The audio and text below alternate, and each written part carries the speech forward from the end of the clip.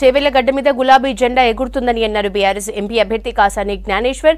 కేసీఆర్ చేసిన అభివృద్ధే తనని గెలిపిస్తుందని ధీమా వ్యక్తం చేశారు. గ్యారంటీల పేరుతో కాంగ్రెస్ సర్కార్ అందరినీ మోసం చేసిందని ఫైర్ అయ్యారు.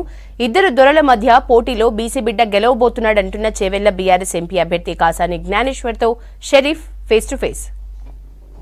బీఆర్ఎస్ పార్టీ చేవెళ్ల ఎంపీ అభ్యర్థి కాసాని జ్ఞానేశ్వర్ మనతో ఉన్నారు, ఒకసారి మాట్లాడదాం. ప్రధానంగా బీఆర్ఎస్ పార్టీకి ఇప్పుడున్న ఎంపీ ఎన్నికలు గత 9 years నుంచి చూసుకుంటే ఒక లెక్క ఇప్పుడు ఒక లెక్క అనేటువంటి అంశాలను చెప్తున్నారు, విశ్లేషకులు కూడా చెప్తున్నారు. సో గ్రౌండ్ రియాలిటీలో ఎట్లా ఉంది? మీరు పోతున్నారు కదా జనాల్లోకి.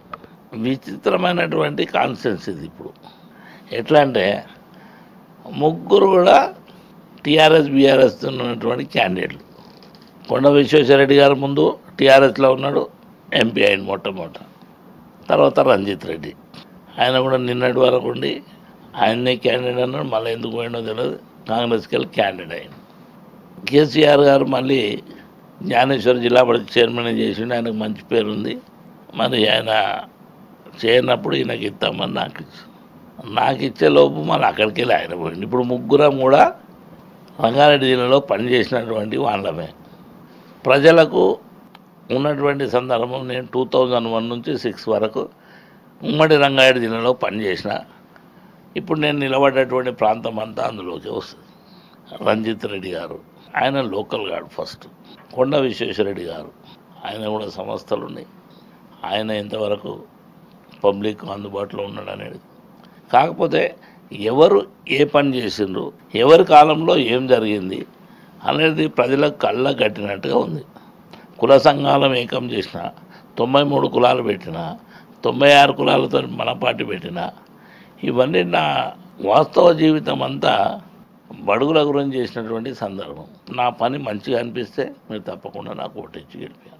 బీజేపీ అంటుంది ముచ్చటగా 3వ సారి ప్రధాని మళ్ళీ వస్తాడు, ఆయన్నే వస్తాడని చెప్పి బీజేపీ చెప్తుంది.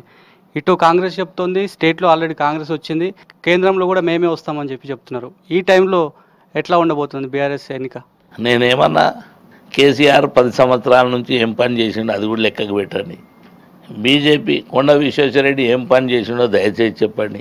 కాంగ్రెస్ 10 సంవత్సరాల కేసీఆర్ యొక్క పాలన ఏమేం చేసిండో కళ్ళకు కట్టినట్టుంది. మరి 4 నెలల నుంచి మీరు వచ్చినాక ఏం చేసిరనేది అది కూడా కళ్ళకు కట్టినట్టుంది. దీన్ని వేరే చేసేది ఎవరు? ప్రజలు కోడై కూస్తుంది. రాగానే December 9th 2 లక్షలు రుణమాఫీ ఇచ్చేస్తాను, ఇచ్చినవా?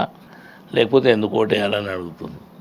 పార్టీ అధినేత పంట పొలాలు సంరక్షణ నినాదంతో ముందుకు పోతున్నారు. మీరు ప్రచారం కోసం వెళ్తే రైతులు ఏం చెప్తున్నారు? గ్రౌండ్ రియాలిటీ ఏం చెప్తున్నారు? రుణమాఫీ ఏమంటుండు?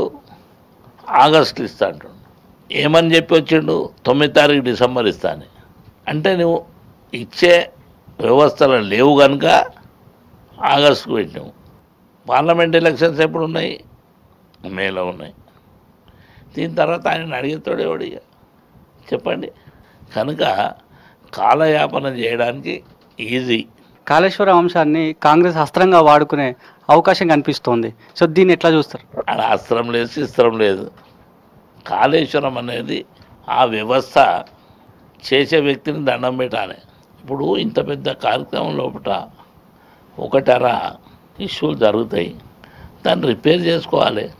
మనం ఒక బిల్డింగ్ కడతాం పెద్ద ఎత్తున, ఓ పిల్లర్ కుంగిపోతుంది, పిల్లర్ తీసేసి పిల్లర్ కడుతురు, స్లాబ్ తీసి స్లాబ్ కడుతురు, మొత్తం స్లాబ్ కూడా కొడతలేరు. మీరు అది ఇచ్చి పని చేయక దాని మీద పెట్టుకొని ఏడైతే ఇప్పుడు 265 కిలోమీటర్లు అనుకుంటుంది అంతటా చూపెట్టు. ఆ 2 పిల్లర్ల కన్నా ఎందుకు చూపెడుతున్నావు? చేయలేని పరిస్థితి ఉందా ఏంటది? దాన్ని సాకున చూపెట్టి వ్యవసాయదారులకు నీళ్ళు ఇవ్వకపోవడం తప్పనేది. ఇప్పుడు మీరు మళ్ళా మీరు ఓడిపోయేదాకా అట్లనే ఉంచుతారా? ఇప్పుడు నువ్వు ఉన్నావు కదా సీఎం, చేయాలి కదా. అందుకు దయచేసి నాకు ఒకసారి ఛాన్స్ ఇవ్వండి. నేను 2001 నుంచి 6 వరకు చెప్తే ఇప్పటిదాకా నన్ను గెప్తి పెట్టుకోరు. 2 దొరలు, ఆ దొరల మధ్యలో నేను బీసీని వచ్చిన.